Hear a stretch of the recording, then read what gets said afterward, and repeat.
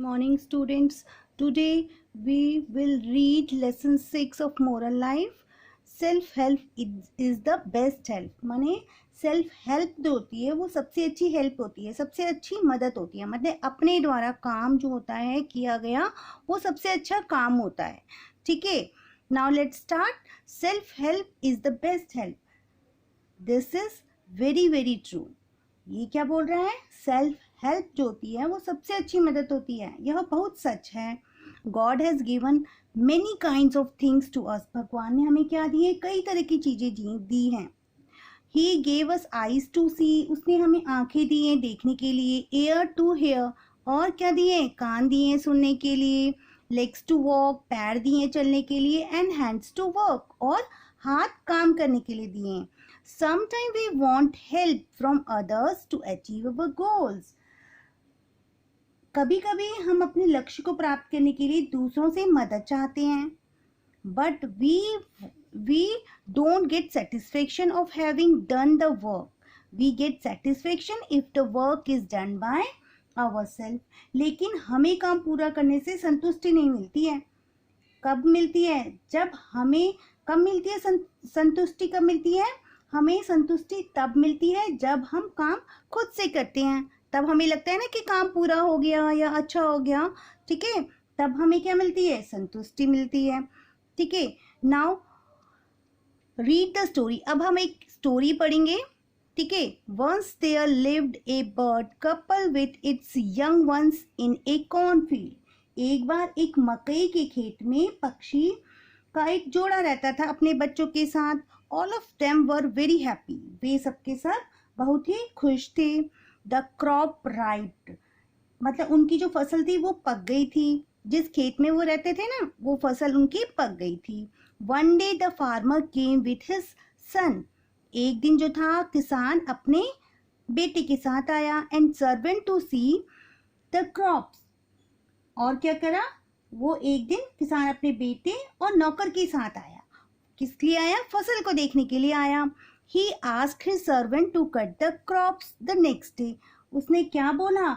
उसने बोला कि अगले दिन क्या होना चाहिए? ये फसल को आप काट देना। ठीक है, उसने क्या बोला? अगले दिन अपने नौकर से फसल को काटने के लिए कहा।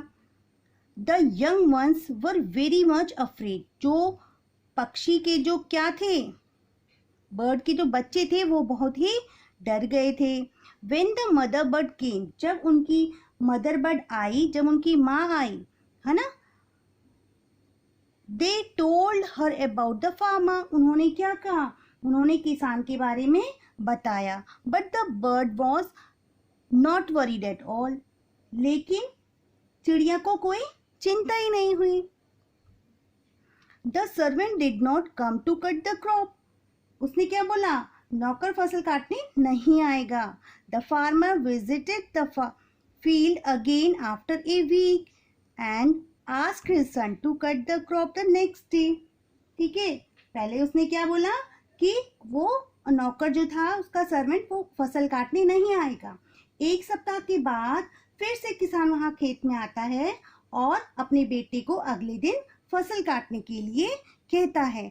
The young birds were worried again. और जो बच्चे थे ना, जो चिड़िया के बच्चे, वो बहुत ही ज्यादा चिंता करने लगे। But the mother bird said, लेकिन मदर बर्ड क्या बोलती है? डोंट वरी, माने चिंता मत करो। The farmer son will not come. Farmer का जो बेटा है वो नहीं आएगा। Another week passed. और एक हफ्ता जो होता है वह बीत जाता है। No one turn up to cut the crop. और वहां पे वो जो फसल को काटने के लिए कोई नहीं आता है।